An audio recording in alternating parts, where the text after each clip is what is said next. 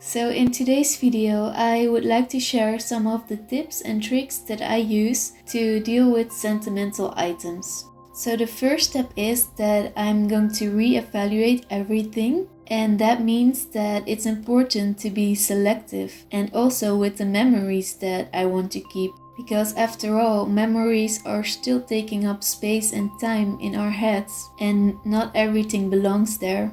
So what I'll do is I'm going through the sentimental items and I'll be rethinking about whether or not this is still important. And I'm also asking myself the questions.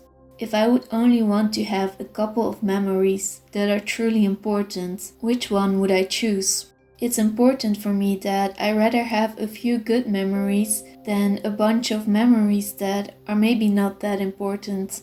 I think it's important to recognize that not everything is equally valuable, and it's okay to let go of some of the memories or the thought that we will lose them, because they're still in our heads after all. The second step is to look at how it is making me feel right now. It's important to ask this question: how is this or what this represents making me feel in the present right now? Sometimes it's quite surprisingly that some of the things that I assumed were important actually make me not feel that well when I thought about it for some reason or another, and I let that feeling sink in, and it made it easier to let go of certain objects. To many of the things of the past and memories, there is a bittersweet tone, even if they were good ones. It's still sad that it's gone, or there's always this kind of sadness lingering that it is gone. For that reason, it's also important to not hold on to everything and to think about what would help me right now or what I would want right now.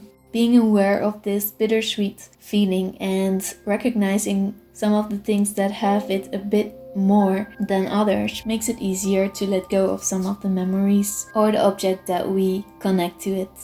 The third thing is that I'm asking myself the question, why? What does it mean? Why do I want to hold on to this feeling? Does it perhaps mean that I want to spend more time with friends, with family? Do I want to do more fun activities? Be more outside? What am I missing right now? When did I feel at my best? When was I most happy? Why do I hold on to that feeling of that memory? And what is this trying to tell me about what I need right now, what I miss, what I long for? And so what should I change in my life in this present moment to feel happy without the lags that I'm experiencing right now? 4. Focusing on the now. I'd rather focus on making changes in my life to the things that I lack, like spending more time on things that are important, reducing stress and busyness, and being intentional. I'd rather do that than holding on to a lot of stuff that make me feel a certain way. So focusing on what I can do now is very important, with the questions in the back of my mind of what these items represent to me. 5.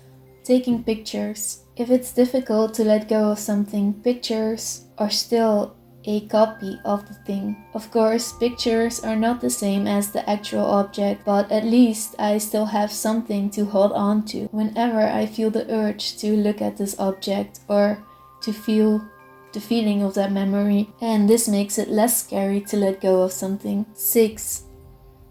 Letting go. Just letting go. I have read the book Letting Go by Dr. David Hawkins about how to do that and why letting go is so important. I find the book very helpful, and what I like the most about it is that already only by reading it you are letting go already. It's not one of those books that you have to do a lot of homework, take a lot of action, because that's something I always struggle with. It's one of those books that just by reading it you have already done it, and it made letting go a lot easier after that. 6.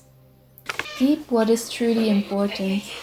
I do think that keeping a little bit of sentimental items isn't a bad thing, and I sometimes think that for us humans, in a way, for most of us it is kind of necessary. Some things are just precious and memories are important. I don't think that we should deprive ourselves completely from anything that is sentimental. I think that some memories, Some things are worth to hold on to when you want to. 7. It's personal.